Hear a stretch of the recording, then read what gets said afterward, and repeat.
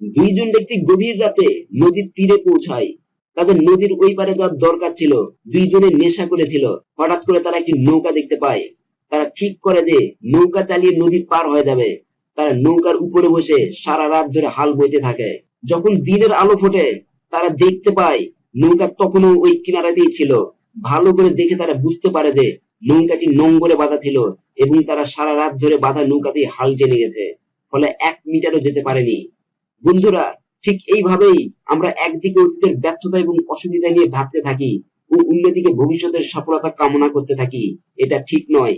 যতক্ষণ না আপনি নিজের অতীত ভুলে সম্পূর্ণ শক্তি দিয়ে জীবন চলা শুরু করবেন, ততক্ষণ পর্যন্ত আপনি সঠিক পথের সন্ধান পাবেন না। তাই আজকে আমি আলোচনা করব অতীতের ব্যর্থতা ভুলে যাওয়া এবং কাজে সম্পূর্ণ মনোনিবেশ করার উপায় নিয়ে, এবং সৃষ্টিকর্তা কিভাবে কর্মঠ ব্যক্তিদের সাহায্য করেন তা নিয়ে। তাহলে চলুন দেরি না করে আলোচনা করা যাক। এবং এখনো যারা আমার চ্যানেলটি সাবস্ক্রাইব করেননি, এখনই সাবস্ক্রাইব করে নিন এবং বেল আইকনে ক্লিক করতে ভুলবেন না। আমি এমন অনেক লোকদের চিনি যারা শীর্ষে বসেছিলেন, সমৃদ্ধ ছিলেন, প্রচুর সুখ সমৃদ্ধির মালিক ছিলেন, কিন্তু ব্যবসায় চূড়ায় উতরাই লেগেই থাকে এবং ফলে তাদের সমস্ত কিছু চলে যায়। এখন তারা পুনরায় চেষ্টা করছে, কিন্তু তাদের সব থেকে বড় বাধা হলো যে তারা অতীতের কথা মনে করে দুঃখ প্রকাশ করতে থাকে।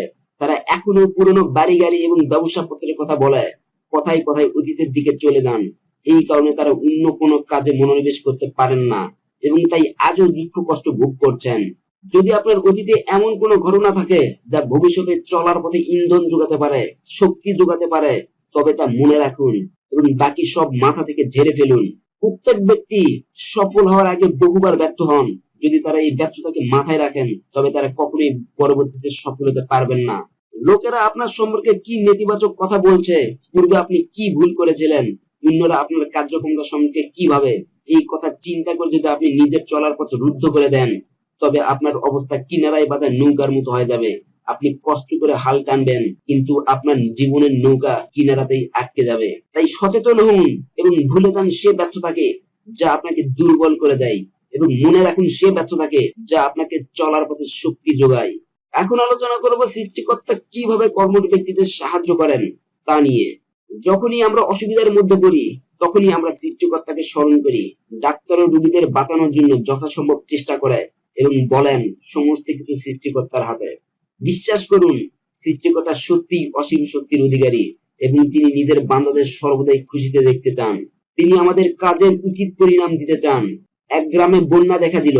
লোকেরা প্রাণ বাঁচানোর জন্য বাড়ির ছাদে উঠে পড়ে। একজন ব্যক্তি ছাদে উঠে শুধু সৃষ্টিকর্তাকে স্মরণ করতে থাকেন। ধর্মের ব্যাপারে তার প্রচন্ড আস্থা ছিল। জল ধীরে ধীরে বৃদ্ধি পাচ্ছিল। ইতিমধ্যে একটি নৌকা হাজির হয় এবং অন্যরা তাকে নৌকায় আসার জন্য ডাকতে থাকে। তিনি উত্তর দেন যে না, আমাকে সৃষ্টিকর্তা রক্ষা করবেন, এবং সেই নৌকায় এগিয়ে চলে যায়। পুনরায় আরেকটি নৌকা আসে এবং সেই নৌকার লোকেরা তাকে ডেকে বলে তাড়াতাড়ি নৌকায় চলে এসো, জল দ্রুত গতিতে বৃদ্ধি পাচ্ছে, খুব শীঘ্রই তোমার ছাদ পর্যন্ত পৌঁছে যাবে। সে পুনরায় বলে আমার কিছুই হবে না, আমাকে সৃষ্টিকর্তা রক্ষা করবেন। জল ক্রমাগত বৃদ্ধি পাচ্ছিল এবং তার ছাদ পর্যন্ত পৌঁছে যায়। ইতিমধ্যে একটি হেলিকপ্টার আসে। সেখানকার এক যাত্রী এই ব্যক্তির উদ্দেশ্য করে দড়ি ফেলে এবং তার ধরে হেলিকপ্টারে উঠে আসতে বলে। সেই ব্যক্তি পুনরায় বলে না, আমাকে আমার সৃষ্টিকর্তা রক্ষা করবেন। হেলিকপ্টার থেকে বলে একটু বাদেই তোমার ছাদ ডুবে যাবে, তাড়াতাড়ি উঠে এসো। সে মানা করে দেয় এবং একটু বাদেই জলে ডুবে সে মারা যায়। মরার পর সে সৃষ্টিকর্তার সামনে গিয়ে উপস্থিত হয়। সে খুবই রেগেছিল।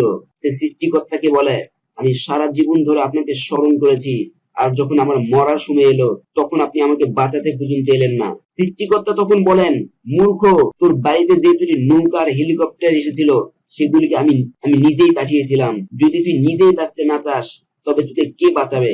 আমি তোকে 3বার বাঁচার পথ দিয়েছিলাম, কিন্তু যদি তুই নিজেই নিজের বাঁচার পথকে অগ্রাহ্য করিস, তবে আমি কোনো মতেই তোকে সাহায্য করতে পারবো না। জীবনে অসুবিধা এবং বাধার সম্মুখীন হতেই হবে। সেই সময় অবশ্যই সৃষ্টিকর্তাকে স্মরণ করবেন, কিন্তু নিজের সম্পূর্ণ ক্ষমতা দিয়ে কাজ করবেন, কারণ সৃষ্টিকর্তা শুধুমাত্র কর্মঠ ব্যক্তিদেরই সাহায্য করেন। তাই আজ থেকে কর্মঠ হন এবং সৃষ্টিকর্তার সাহায্য যেভাবে আসুক না কেন তা গ্রহণ করুন। তবেই জীবনে সুখী হতে পারবেন, তবেই জীবনে সাকসেস হতে পারবেন। আজ চলে যাচ্ছি, কিন্তু যাচ্ছি না। পরবর্তী লেকচার নিয়ে আবারও আপনাদের সামনে আসবো।